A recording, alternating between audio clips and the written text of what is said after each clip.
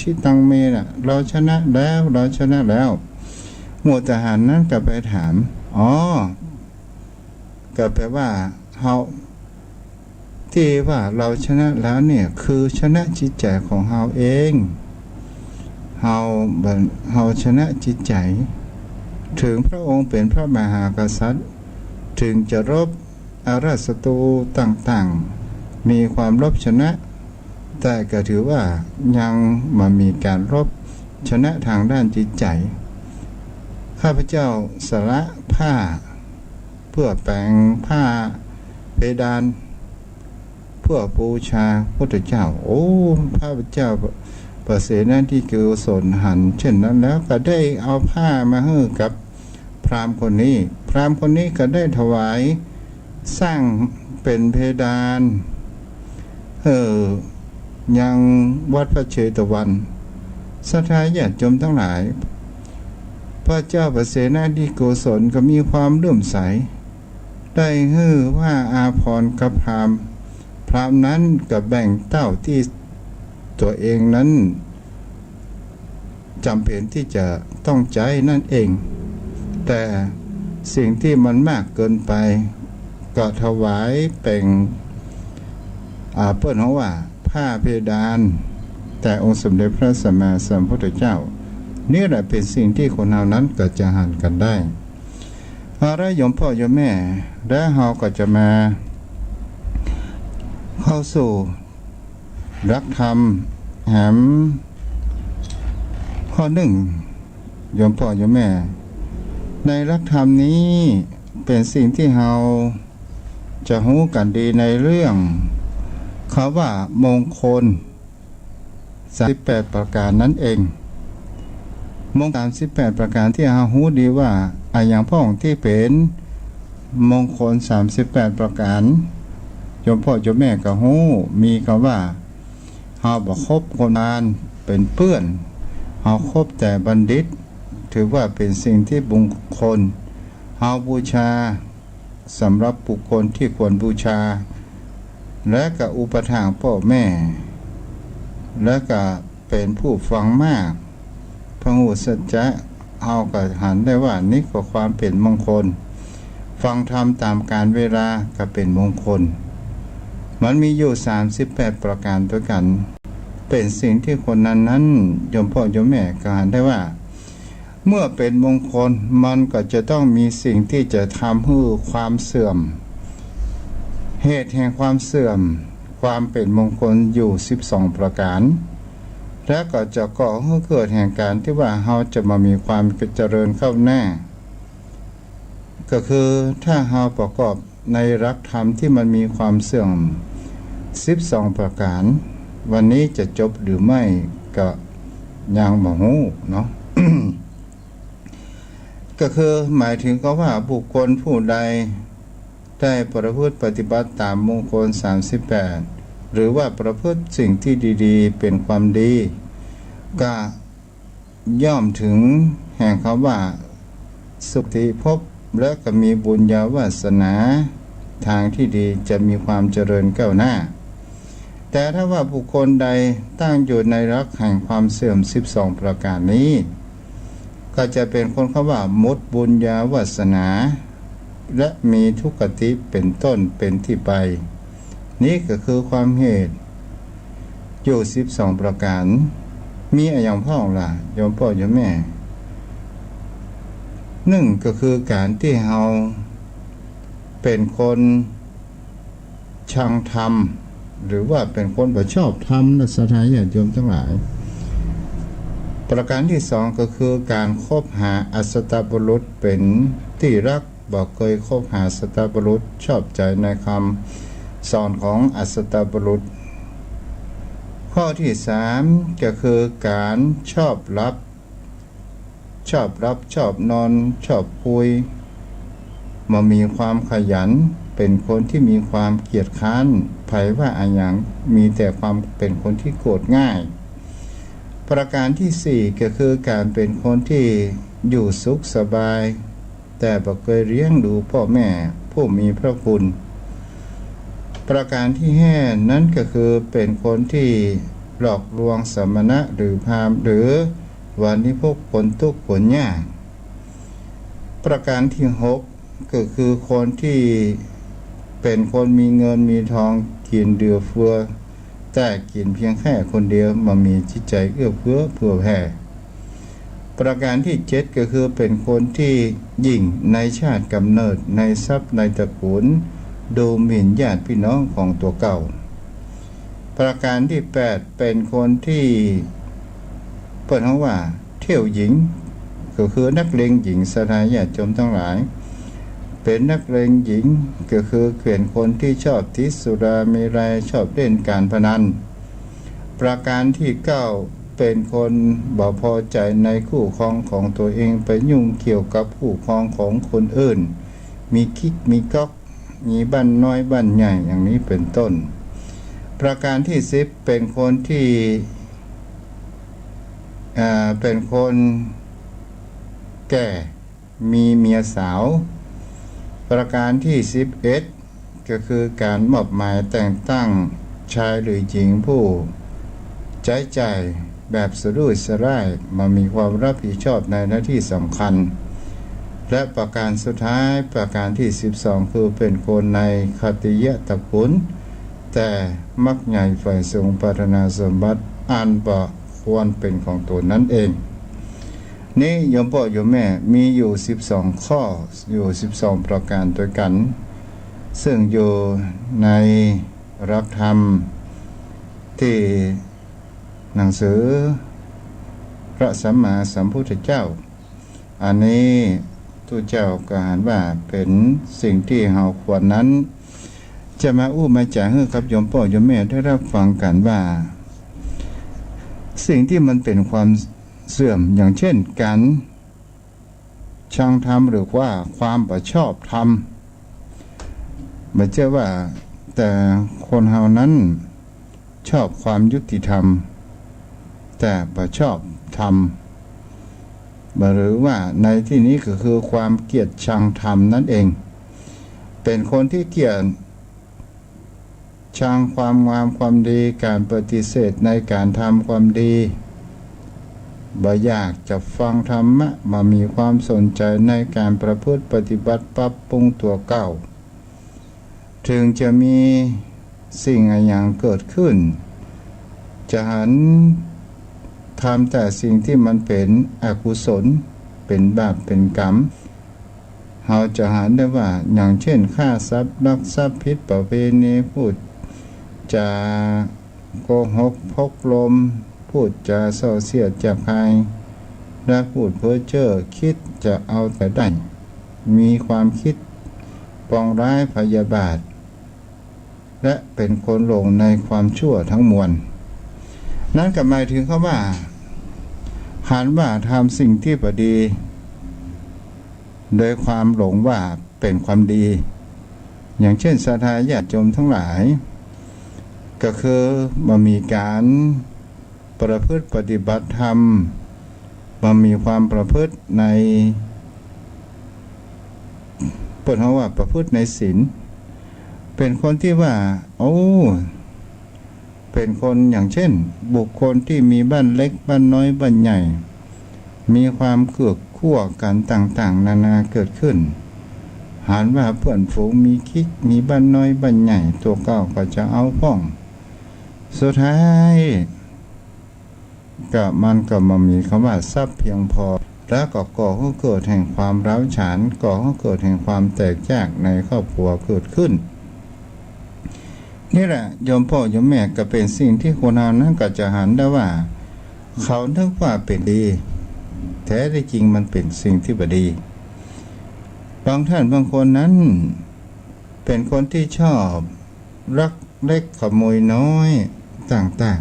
ๆโดยมีความหลงว่าลักเล็กขโมยน้อยเป็นของที่ได้อย่างมาได้ง่ายๆและก็เป็นสิ่งที่เราจะหาได้ว่าครั้งแรกก็คงจะมามีภัยหาญภัยหูครั้งที่สองก็มามีภัยหาญภัยหูครั้งที่สามมันก็จะต้องเกิดความผิดพลาดจะได้ว่าครั้งแรกได้มาและมีความดีอกดีใจ รวมไปว่าในสิ่งที่ตัวกระทำนั้นเป็นสิ่งที่เป็นความดีแท้ที่จริงแล้วเป็นสิ่งที่เป็นความชั่วเป็นสิ่งที่บ่ถูกต้องตามคำลองของธรรม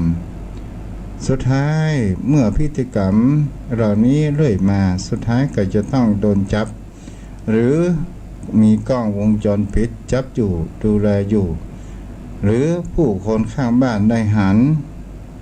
ตลอดจนถึงเจ้าของบ้านได้หันสุดท้ายก็ต้องโดนจับเข้าคุกเข้าตารางเกิดขึ้น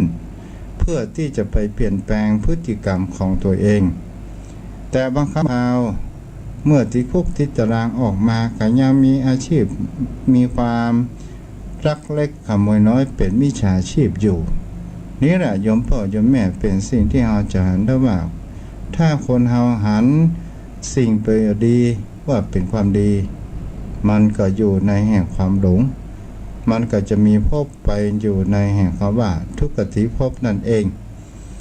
เป็นสิ่งที่คนเรานั้นจะหันได้ว่านี่ก็คือความเสื่อมความเสื่อมเรามาพอในสังคมของโลกปัจจุบันจะเป็นบ้านเฮาประเทศเฮาบ้านอื่น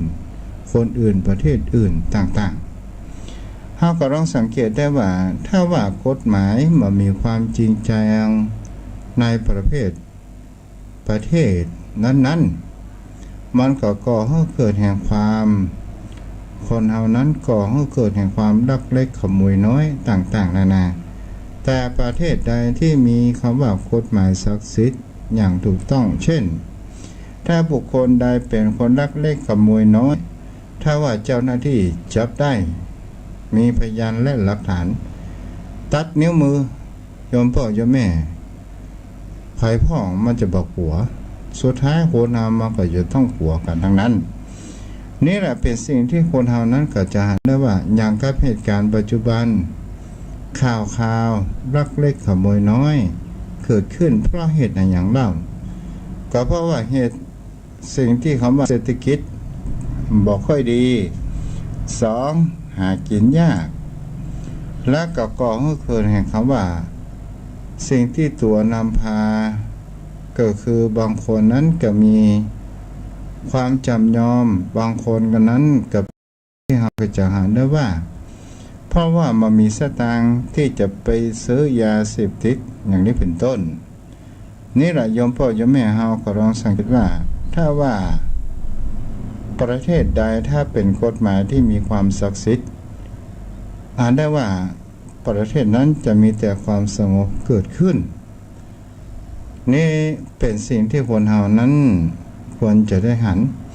อย่างกับกฎหมายบ้านเมืองในประเทศอื่นๆมีความศักดิ์สิทธิ์อย่างเช่นคำว่าสิงคโปร์แม้กระทั่งขอสุมาเนอร์แม้กระทั่งถมน้ำลายก็ยังถือว่าโดนปรับโดนยับไปต่างๆนานาเกิดขึ้นนี่เป็นสิ่งที่เราก็จะหันกันได้โยมพ่อโยมแม่นี่ก็คือหันว่าถ้ามีลักเล็กขโมยน้อยมากๆถ้าเป็นคนสังคมนั้นมันมีศีลธรรมอยู่แล้วก็ถือว่าเป็นความเสื่อมที่จะเกิดขึ้นข้อ2ก็คือการที่คนเฮานั้นคบหาอัศตบุรุษเป็นที่รักบอกเคยคบหาอัศตบุรุษอย่างชอบใจในคำสอนของอัศตบุรุษโยมพ่อโยมแม่คำว่าอัศตบุรุษก็คือมาได้เป็นบัณฑิตน่ะโยมพ่อโยมแม่ก็คือเป็นคนที่มาเป็นนักปราชญ์เอาไปเชื่อคำสอนในสิ่งที่มันลงไหลอย่างโยมพ่อโยมแม่ก็คงจะอ่านคำว่าที่มีคนกล่าวอ้างว่าเป็นพระอริยเมตไตรมาเกิดเป็นพระศรีมาเกิดโยมพ่อโยมแม่บางคนบางท่านบ่ใช้วิจารณญาณขาดในการที่พึ่งทางด้านจิตใจก็เลยไปหลงเชื่อก่อให้เกิดแห่งความหลงและไปเลื่อมใสในคำสอนของเขาก่อให้เกิดคำว่าอัศตบุรุษเกิดขึ้นบางจะหันข่าวที่พระสงฆ์ ที่สอนในสิ่งที่บ่ควรสอนในการเรื่องเพศเศษสัมวาทและก็มีการรักสอนว่าดำน้ำแก้กรรมต่างๆนานานี่ก็เป็นสิ่งที่คนเรานั้นก็จะอ่านกันได้ว่านี่ก็เพราะอย่างเป็นนี่ก็คือเป็นอสัตบุรุษเป็นคนที่บ่อยู่กับร่องกับรอยอย่างนี้เป็นต้นในครั้งพุทธกาลมีก็อสัตบุรุษกับมีโยมพ่อโยมแม่นั้นก็คือคำว่าลัทธิครูทั้ง6เป็นสิ่งที่เราจะอ่านกันได้ในครั้งพระพุทธกาลโยมพ่อโยมแม่เฮาก็จะอ่านได้ว่าเจ้าลัทธิต่างๆนานามีลัทธิครู6ก็คือหมายถึงมีโคที่ชื่อว่าบูรณกัสสปะซึ่งมีทัศนะและมีความคิดเห็นว่าเมื่อบุคคลทำการใดแล้วมันมีผลมันมีคำว่าบาปบุญอย่างสักอย่างในตัวลัทธิบูรณกัสสปะเนี่ยสิ่งนั้นจะประจำก็ว่าจะเป็นบุญหรือจะเป็นบาปต่างๆมีแค่การทำเฉยๆซึ่งคัดลักก็กฎแห่งกรรมในพระพุทธศาสนาที่ว่าเมื่อบุคคลทำกรรมได้ไว้ก็ย่อมได้รับผลของกรรมนั้นแต่บูรณกัสสปะว่าจะทำดีก็ตามบ่ทำบ่ดีก็ตามจะเป็นบุญหรือเป็นบาปมามีแก่นสารมามีอะไรอย่างมามีกรรมมามีเวทอย่างสักอย่างนี่ก็คือเป็นเจ้าหน้าที่แห่งความคิดนี้แต่ถ้าว่าทำผิดอย่างแล้วเฉยๆอย่าเป็นท้องมารู้ร้อนเหีย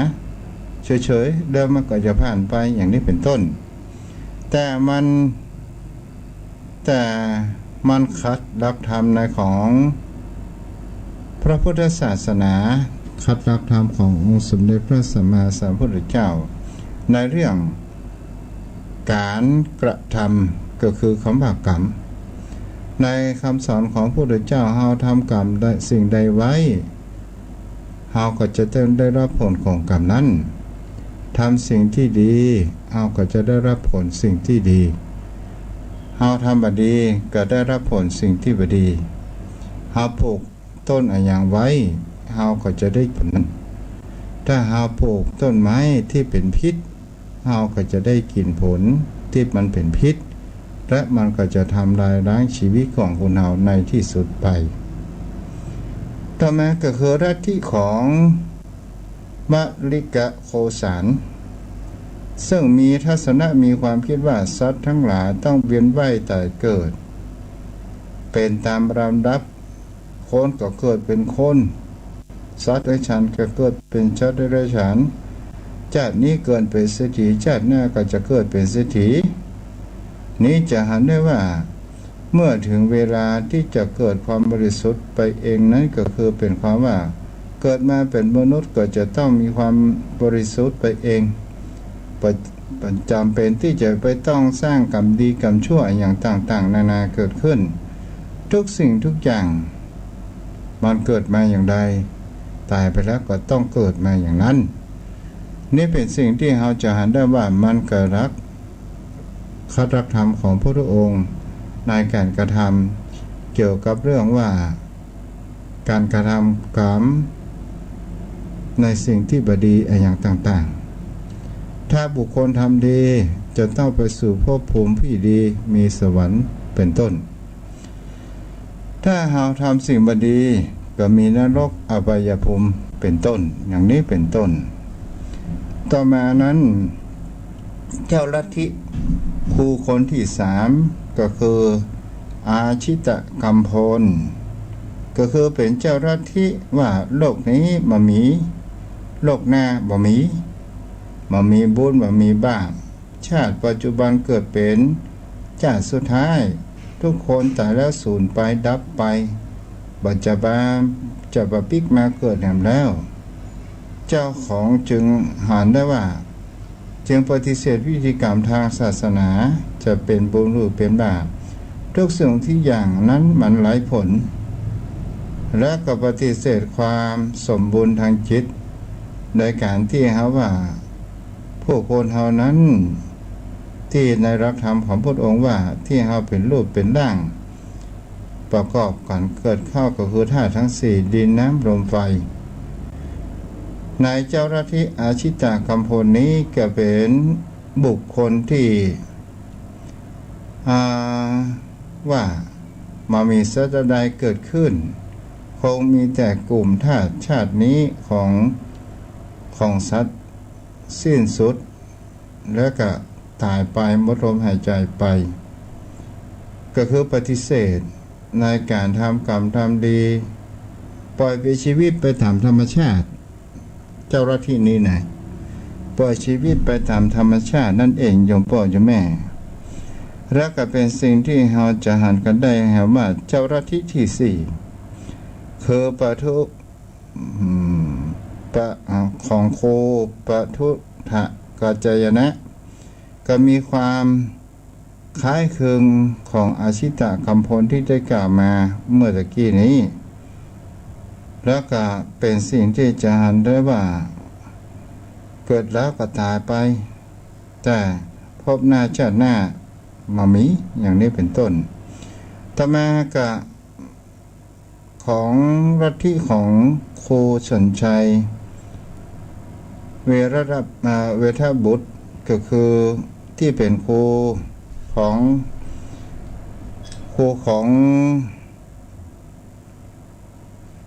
งมนุษย์ที่เป็นพระสารีบุตรพระโมคคัลลานะ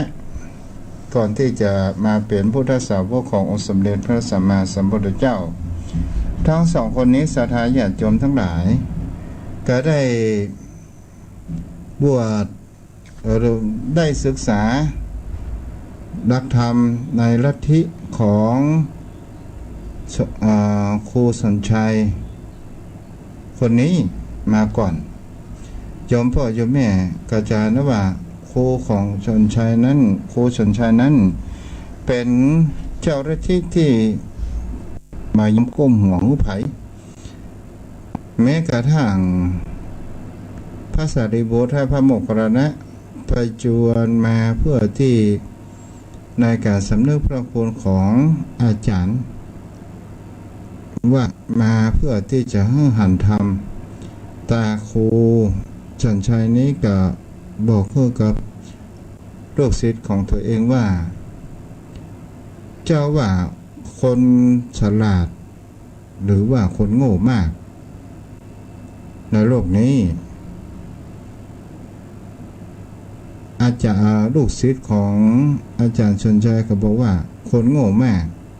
คนฉลาดนั้นมีน้อยอาจารย์ชนชัยก็บอกว่าเธอทั้งสองไปเถอะเราจะอยู่เป็นคนโง่ก็หมายถึงเขาว่าเป็นคนที่เชื่อในตัวเองมากเกินไปเอาละโยมพ่อโยมแม่วันนี้ก็คงจะบอกครบสมบูรณ์เนาะในโอกาสหน้าก็จะมาอยู่กับโยมพ่อโยมแม่ก็จะได้อู้ข้อต่อไปแหมให้โยมพ่อโยมแม่ได้เข้าใจถ้าบุคคลใดเฮานั้นหนึ่งก็คือมีความเกลียดชังในพระธรรมคำสอนของพระพุทธเจ้าสองบุคคลใดก็ตามที่มามีผลเฮาว่าชอบธรรมของอัสสตบุรุษก็คือคนที่ไม่ใช่เป็นบัณฑิตอย่างแท้จริงนี่โยมพ่อโยมแม่ก็เก็บเอาไปไต่ตองศึกษาดูว่านี่ก็คือเป็นความเสื่อมเราจะหันกันได้ว่าบุคคลที่ตั้งอยู่ในความเสื่อมแห่งธรรมนี่เราก็จะหันได้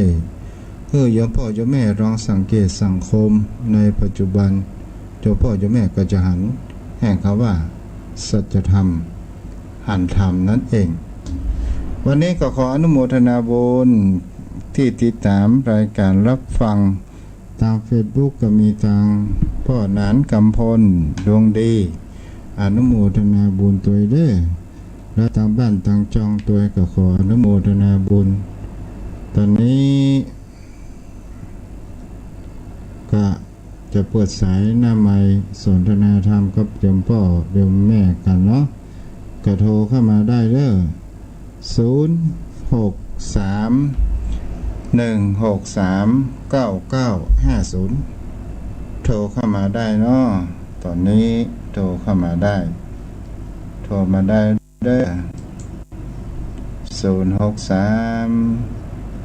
163 9950แอมปักกี่วันก็จะปีใหม่เมืองเนาะเจริญพร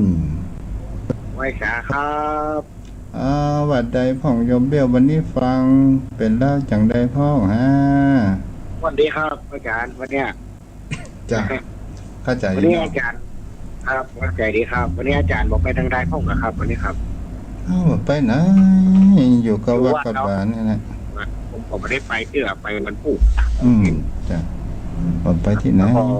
เดี๋ยวพ่อนานพ่อแกมาอยู่ก็พ่อนานพ่อนานสายันเนาะพ่อนานสายันแม่ประกายพึกไม่แดงเนาะจ้ะจะได้คือกำลังใจทุกคนเนอะเอาไว้สาครับปรักษาโทรเข้ามาเด้อ063 163 9950เจริญพร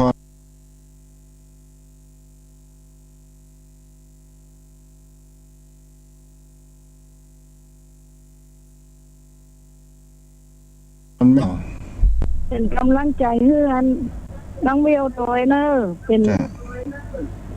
ญาติธรรมทุกคนที่โทรศัพท์มาที่ฟังตัวเจ้าอนุโมทนาเนาะจ้าวันนี้อยู่สวนกาเจ้าอยู่สวนเจ้าเถระวันนี้เมื่อคืนนี้ก็จะไป